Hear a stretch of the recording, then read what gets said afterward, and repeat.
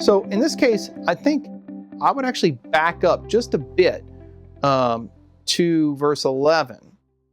So although the lectionary begins in verse 12, if you look at the verse before, it actually gives you a little bit of context. He says in that verse, "Not that I complain of want, for I've learned in whatever state I am to be content."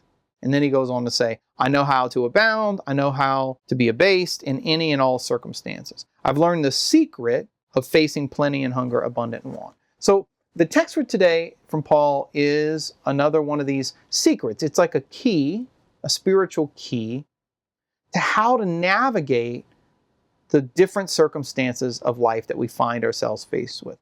Now, I don't know about you, but if I would have written this, I would have written, "I've learned how to face the difficulties of life." I would have just focused on that. But notice Paul doesn't say that. He says, "I know how to be abased and how to abound." He says, "I've learned the secret of facing plenty and hunger, abundance and want."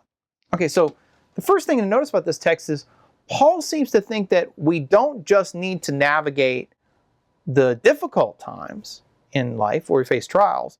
He also thinks we need to know the secret of navigating times of abundance, times of plenty, times of consolation. And that should strike us as a little odd at first, because our natural disposition is, well, how do I navigate times of abundance, and exaltation? Well, I enjoy them, right? I lap it up. I have a good time and enjoy myself. And then when the trials come, that's when I need to buckle down and really face things. But remember, Paul's a Jew, and he would have known the Jewish scriptures well. And one of the things that you'll see when you read through the Jewish scriptures, when you read through the Old Testament, notice I said when you read the Old Testament, not if, when. When you read the Old Testament, you'll notice that there's often a pattern that you'll see in the history of Israel. This is especially clear in the book of Judges, for example. So the people will find themselves in a time of suffering, right? And God will rescue them from the suffering. He'll send a deliverer. He'll send a judge, right?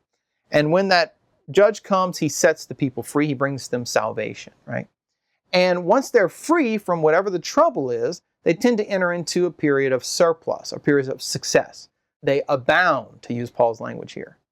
And what you'll always notice over and over again, especially in the book of Judges, is once they enter into that period of surplus, that period of peace, or material wealth, material well-being, the fields are ripe, the trees are full of fruit, everything seems well, they will tend to fall back into sin.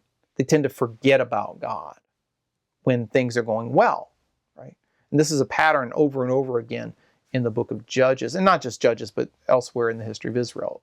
In other words, surplus and plenty, economic well-being, physical well-being, material wealth, these things are good, but they're dangerous. They're spiritually dangerous because they can incline us to forget about God, right?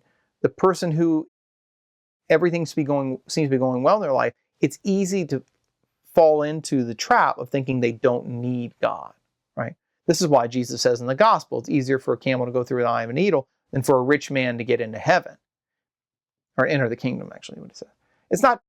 He's not saying there's anything intrinsically evil about a rich person, but he is saying there's something spiritually deadly about wealth, about surplus, right? So what Paul's saying here to the Philippians is, I've learned the secret of facing plenty and hunger. I've learned the secret of navigating abundance and want, right? And what is that secret? I can do all things in Him who strengthens me. Okay, now that's a very famous verse. You'll often see it adapted as, I can do all things through Christ who strengthens me, right? Kind of like a bumper sticker type verse. It's a verse that people love. It resonates with them. They'll take it out of context and use it as a memory verse. And that's fine to use that verse in that way. But it's important for us, if we're going to make that a memory verse, to remember what's the context here, right? Paul's not saying I can do anything. It doesn't mean I can do whatever I want. That's for sure. And he also doesn't mean I can do all things in the sense of I'm able to do all things, like there are no limits for me. That's not what he's getting at either.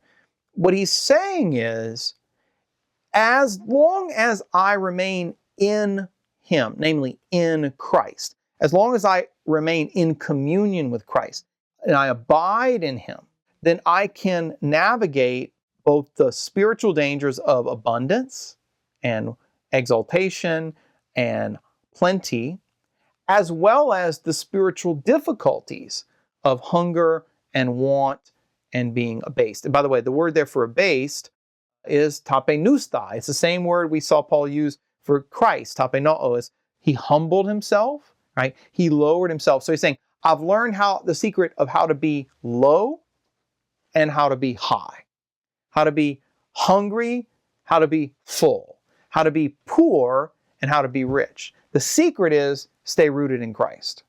I can do all things through him who strengthens me. So it's only through Christ's grace, through his strength, through his virtue, that we can navigate the dangerous waters and the ups, literally the ups and downs. That's what Paul is describing here.